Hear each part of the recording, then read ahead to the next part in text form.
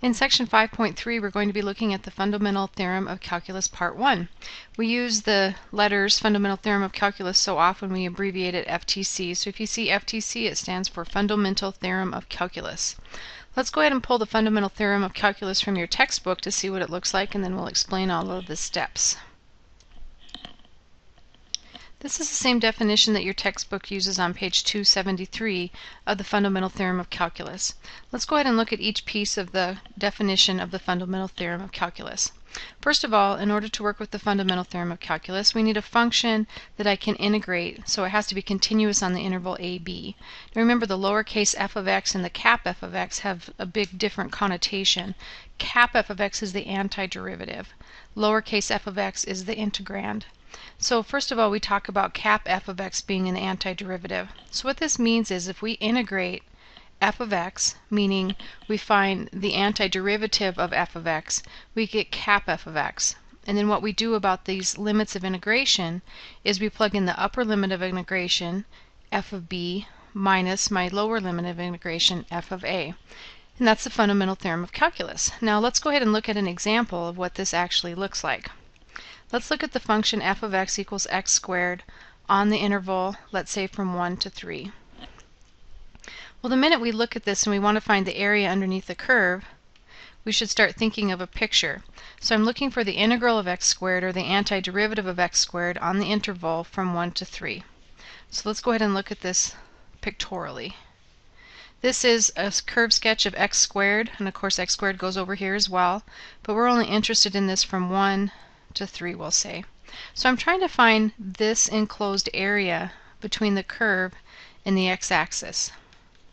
Now, when I look at this particular area, I could start separating this into rectangles and trying to estimate that area using Riemann sums, but we know how tedious that gets. Those can get pretty complicated if we use an infinite number of rectangles. Of course, it gets very complicated. So we want to kind of give up that idea of Riemann sums now that we know how this works and go after the idea of a definite integral. So for Riemann sums, if I was given this integral, I'd have to find partitions. I'd have to plug into the right endpoint, left endpoint, or midpoint formula, simplify, and take the limit as n approaches infinity. Well, what definite integral does, or the Fundamental Theorem of Calculus says, just integrate this from 1 to 3 of x squared dx. So when we integrate x squared, I use the good old power rule, add 1, divide by the sum. And this value right here is my cap f of x. Now these values from 1 to 3 are my limits of integration. This is my lower limit of integration, and this is my upper limit of integration. Now a way that we can show that we're going to evaluate this is we'll say evaluate this from x equal 1 to x equal 3. So we always plug in your upper minus the lower, so because if we take 3 minus 1, that gives me this distance right here, as it will give me this area here as well. The total area to the left minus the area to the right leaves me with the area of what the shaded region is that I'm looking for. I plug in the 3 first. So I get 3 cubed over 3, upper, minus lower, 1 cubed over 3. 3 cubed is 27, divided by 3 is 9. 1 cubed is 1, divided by 3 is 3. So I get 27 minus 1 all over 3, which is 26/3. And this is true area because it's all above the x-axis. I don't have combined signed area. So that's basically the Fundamental Theorem of Calculus. And boy, does it save us a lot of time over Riemann sums, chopping stuff up into rectangles and whatnot. So for the rest of this lecture, we're just going to go ahead and look at a lot of examples. Let's start with a pretty basic function. Let's calculate the area under the graph of f of x equals 2 on the interval from, let's say, 3 to 8. So first of all, we might want to know if this area is above or below the x-axis. Well, the graph of f of x equals 2 is pretty easy to work with. It's just the line y equal 2. So here's the line y equal 2, and we're interested on this graph from 3 to 8. So we can see that our base here is 5 and our height is 2, so we know our total area here is 10 units squared.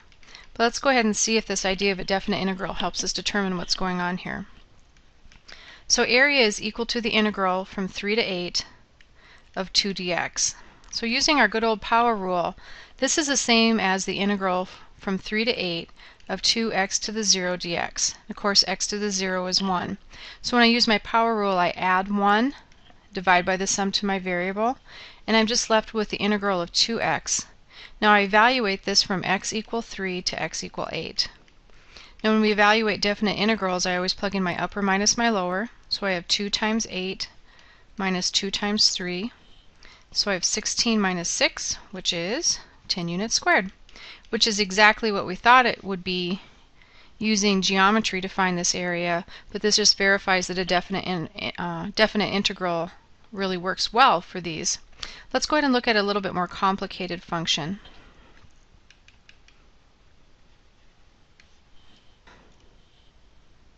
This one we're going to be looking at the integral between the limits of integration of 0 and 4 of 3x to the 5th plus x squared minus 2x dx.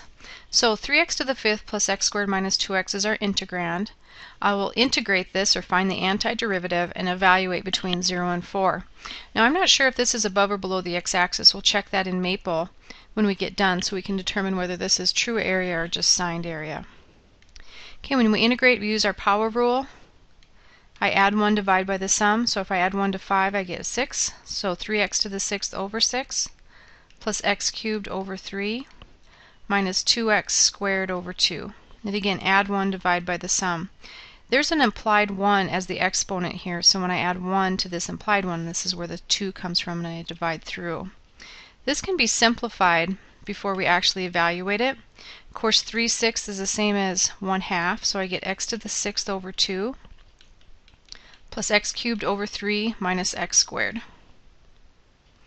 And we can evaluate this as is right now, but we could also simplify it. We'll go ahead and evaluate this one as is.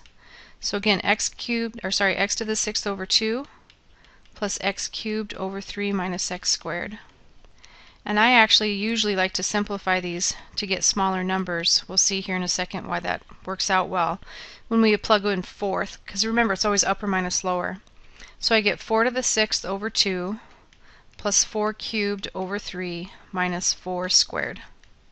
That's our upper. Let's go ahead and subtract out our lower. 0 to the 6th over 2, 0 cubed over 3 minus 0 squared, which of course this whole piece just goes to 0. Now a lot of times we get in the bad habit of any time I plug in 0, I get 0 back out, but that's not always true. It certainly is in this case. So one reason it's nice to simplify is I don't end up with numbers like 4 to the 6th. So in order to evaluate this, we need to figure out what 4 to the 6th is. 4 to the 6th is 4,096 over 2. 4 cubed is 4 times 4 is 16 times 4 is 64 thirds minus 16. Well, we can reduce 4,096 by 2, and that leaves me with 2,048 minus 16 plus 64 thirds. 2,048 minus 16 is 2032 plus 64 thirds. Finding a common denominator of 3, I take 2032 times 3, and I get 6096 plus 64 over 3. And then combining my numerator, I have 6,160 over 3 units squared. Now, is this true area or is this signed area? That's the next thing we need to figure out. So let's go ahead and let's go ahead and look at another example. In this example, we'll look at a trig integral. We'll look at the definite integral. Let's look at the integral of the cosine of theta. We don't just always have to use x's for our variables. And let's look at the cosine of theta between 0 and 2 pi. The integral of cosine theta is positive sine theta. Now remember, you can always check your answer by taking the derivative of cap f of x, the derivative of your solution. The derivative of the sine theta is cosine theta, so this checks. And we want to evaluate this from theta equals 0 to theta equal 2 pi. So when we evaluate, we always plug in upper minus lower. So I have the sine of 2 pi minus the sine of 0.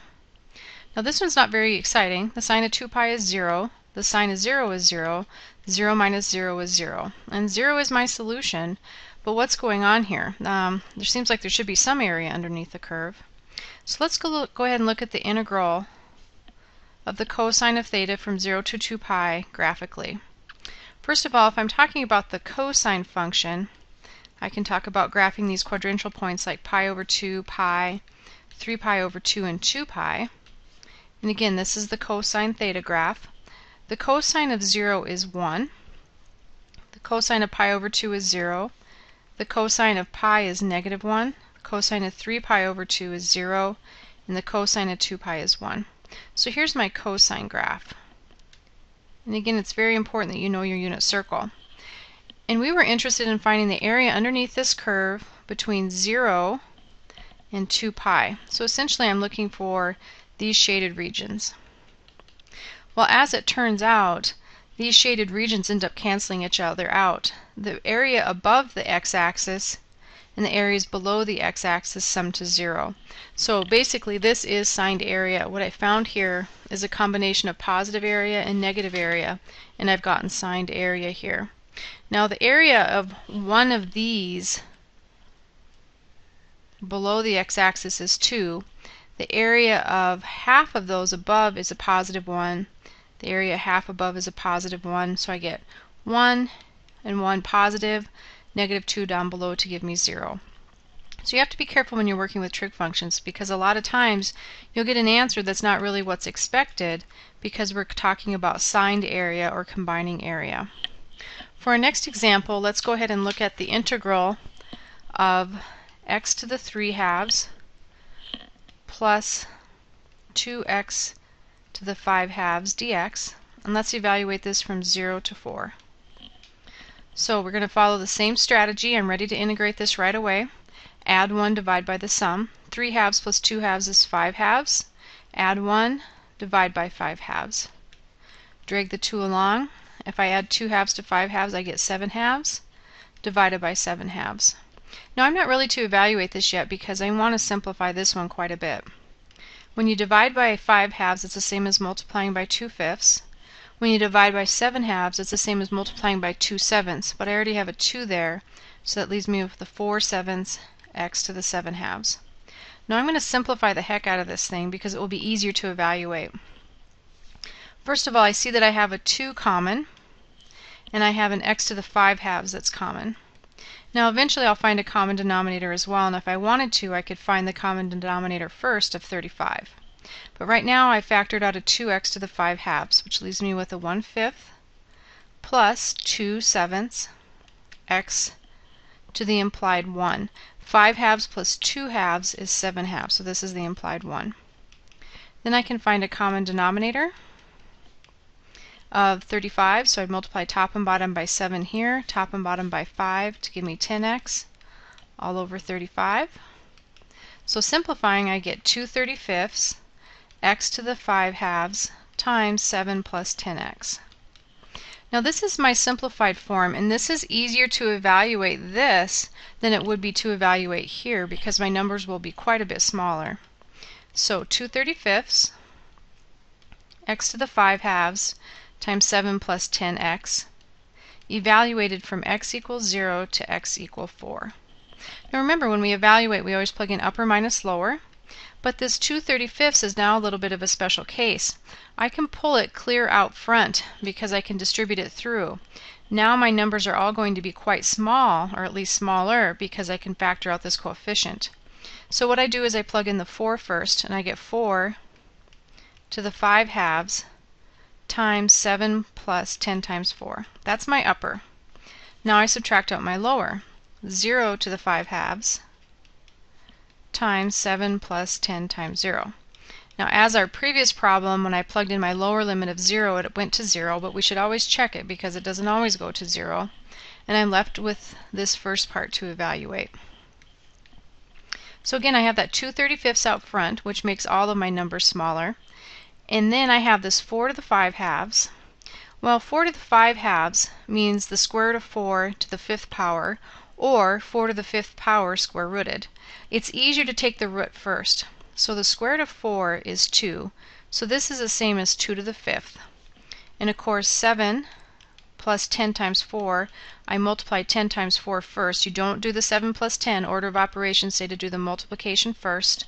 So 10 times 4 is 40, and I end up with a 47 there. So 2/35. 2 to the 5th is 32. 7 plus 40 is 47. Now, it would be nice if something would cancel here. 7 times 5 is 35. Those are prime. And does not go into 32 or 47, so I need to go ahead and multiply this out. So multiplying this out, I end up with 32 times 47 times 2 is 3008 over 35. And these are units squared. Now hopefully we can figure out if this is signed area or not. And a good way to do this is to go to Maple. So in Maple, we can input our function just to have a look to see what it is. We can also use our expressions palette when we want to figure out the integral. But for now I have x to the 5/2, and it's a good idea to put that exponent in parentheses, minus 2 times x to the, was it 7/2? Let's take a look. Oh, it's x to the 3/2 plus 2x to the 5/2. So x to the 3/2 plus 2x to the 5/2. Okay, let's double check that one more time. X to the 3/2 plus 2x to the 5/2. Okay, let's go ahead and look at a plot to make sure that this seems like it's above the x-axis. Now we're interested on this integral from, if you look at the original, 0 to 4 over here. So it does look like between 0 and 4 we're above the x-axis. Now if I wanted to integrate this function, I'm just going to copy it, and then down here I'll choose a definite integral off my expressions palette, or you can just type in the int command.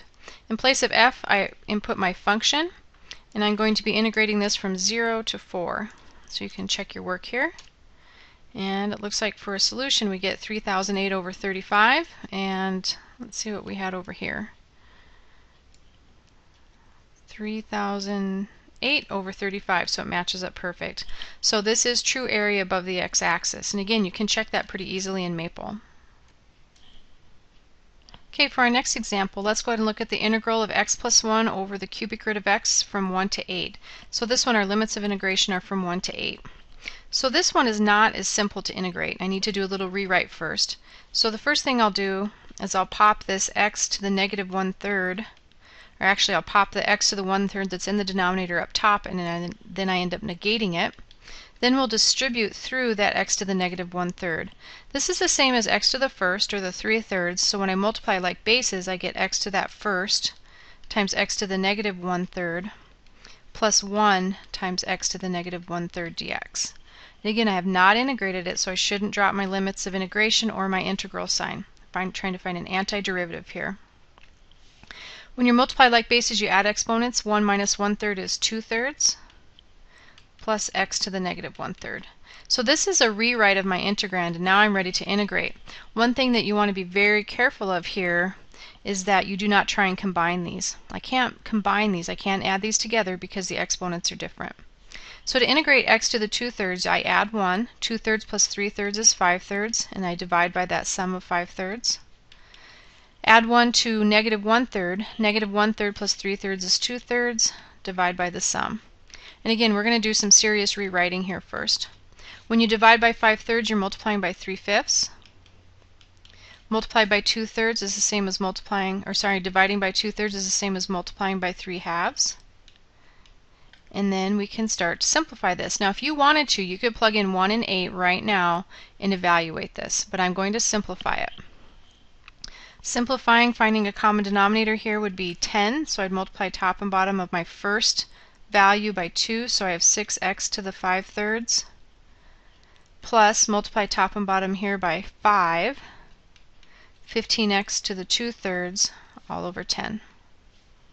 Now I can simplify this pretty easily. I can pull out a 3 and a 10, and I can also pull out an x to the 2/3. So if I factor out a 3x to the 2/3 over 10, I need a 2x to the 3/3 here plus 5 here.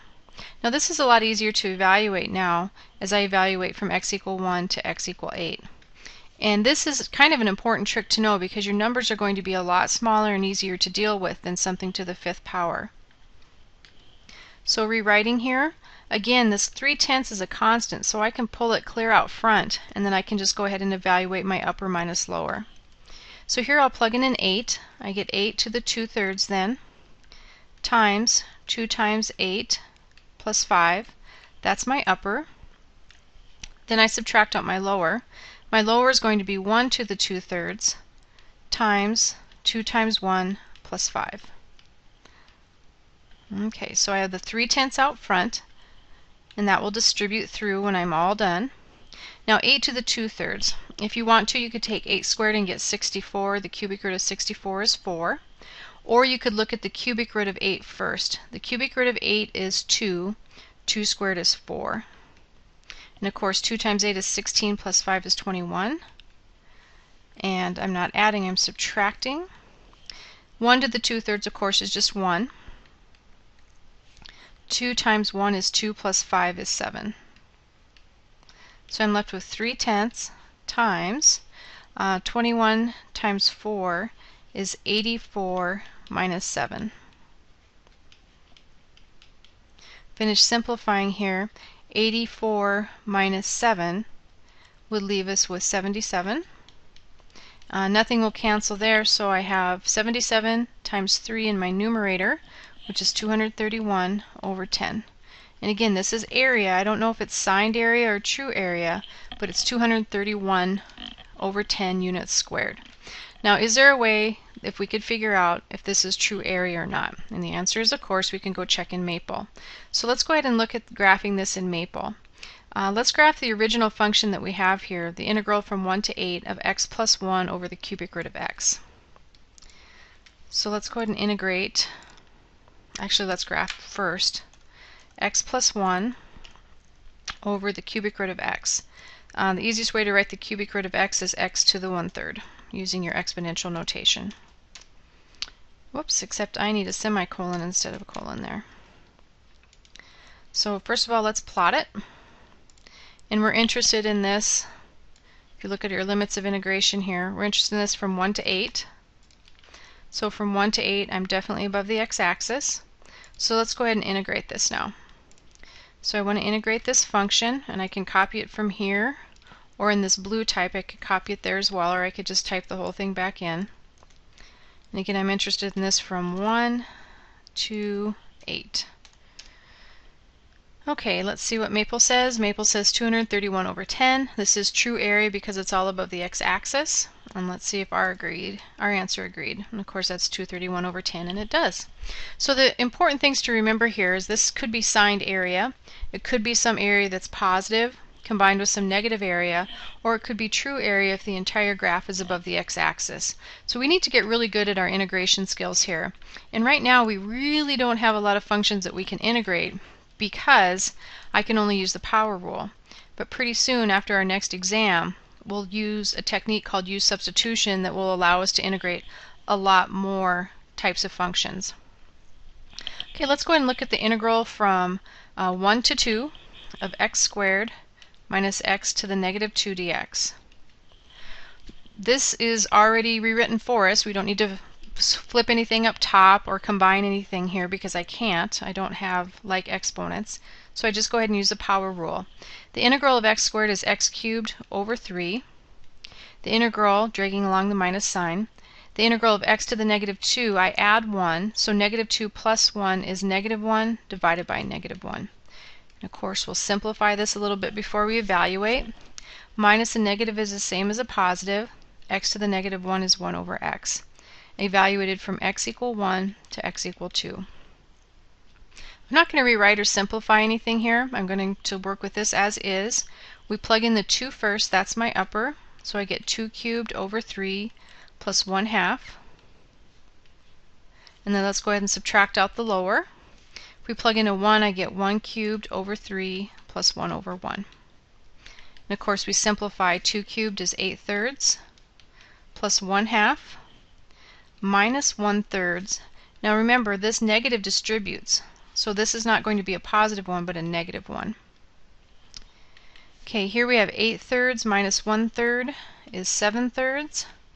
Plus 1/2 minus 1 is a negative 1/2. And of course I can find a common denominator of 6 here. Multiply top and bottom here by 2, so I get 14. Multiply top and bottom here by 3, minus 3 over 6. 14 minus 3 is 11/6. And again, this is some sort of area, and it's a definite integral, and because it's a definite integral, I can refer to it as area, but I don't know if it's signed area or if it's true area all above the x-axis. But we could check this in Maple, and you know how to do that now. Let's go ahead and look at one last example. For this example, we're going to be looking at the integral, or the antiderivative of secant squared dx from pi over 6 to pi over 4. Now, a couple things to keep in mind. Secant squared is 1 over cosine squared. So this function is undefined wherever cosine equals 0. So cosine equals 0 at any odd multiple of pi over 2. So I'm free here. I have not crossed any place where this is undefined. So the first thing we need to look at is what is the integral, or the antiderivative of secant squared of x. Well, you might look at this and think, okay, I need to add 1, so I get secant cubed over 3, but that's not how this works. Remember, I'd have to check that answer taking a derivative to get secant squared back, and I won't. So if you need to check it, go ahead and try it out, but that will not work. That's a very common error to make. What we need to do is think antiderivative. The derivative of tangent is secant squared. Therefore, the integral, or the antiderivative of secant squared, is tangent of the argument. Now we want to evaluate this from x equal pi over 6 to x equal pi over 4. And of course, when we evaluate, we always go upper minus lower. So I have the tangent of pi over 4 minus the tangent of pi over 6. Well, pi over 4 and pi over 6 are both in the first quadrant, so tangent's going to be positive. The tangent of pi over 4 is an easy one, it's just 1. Now the tangent of pi over 6. The tangent of pi over 6 is going to be the sine of pi over 6 over the cosine of pi over 6 if you can't remember the tangent of pi over 6. The sine of pi over 6 is 1/2. The cosine of pi over 6 is square root of 3 over 2. And when you divide by a fraction, you're multiplying by the reciprocal. So that square root of 3 over 2 that we're dividing by flips. And I'm left with 1 minus 1 over the square root of 3. And of course we can rationalize that. I end up with 1 minus root 3 over 3. Finding a common denominator, I have 3 minus root 3 all over 3 as my solution. So again, this is some sort of area. Units squared are appropriate here. Now the question is this true area or signed area? And one way we can figure that out is by looking at Maple. So let's go ahead and look at the integral of secant squared of x dx from pi over 6 to pi over 4 in Maple. Now if you notice here in your expressions palette, I don't have a secant squared. I have a cosine. So let's go ahead and look at 1 divided by cosine of x, and then let's go ahead and square that.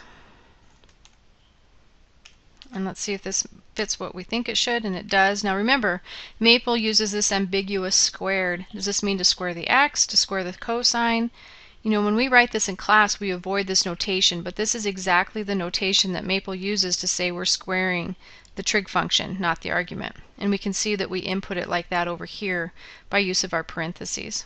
So let's go ahead and look at a quick graph. Let's look at plots. Not very useful. So let's go ahead and change our axes. Now in the particular problem we're working with, we're looking at pi over 6 to pi over 4. So we could look at the first quadrant here and look at actually we could look at the first two quadrants. Let's go ahead and go toward the first quadrant. So we're looking at mostly the first quadrant here, and now we need to scale our vertical. And for our vertical axes, it says the range is min is 1. Let's go to 0, even though the secant graph is undefined between 0 and 1. Let's go to 10. See if we can get a good picture here. And it does give us a good picture.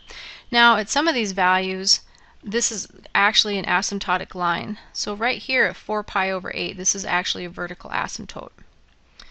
So this is true area. It's all above the x-axis. So that area that I found is actual area. So when we're looking at this, this is actual area. And when I check this in Maple, Maple doesn't really like working with secants, cosecants, cotangents. It's not so bad with tangents, but it doesn't like where these points are undefined. So a lot of times it tries to avoid working with these because of that asymptotic nature of a lot of these functions. So I think we've looked at quite a few of these. This should give you a pretty good idea. Definite integrals, the fundamental theorem of calculus part 1, is very useful. It avoids using all the rectangles and summing of rectangles. And all the rectangle business was trying to define and tell you why integration and definite integrals work. So a lot of work there with the definite integrals in terms of summing rectangles, not so much when we're working with definite integrals. So make sure that you try and avoid any algebraic errors here so we can come up with some correct solutions which represent area.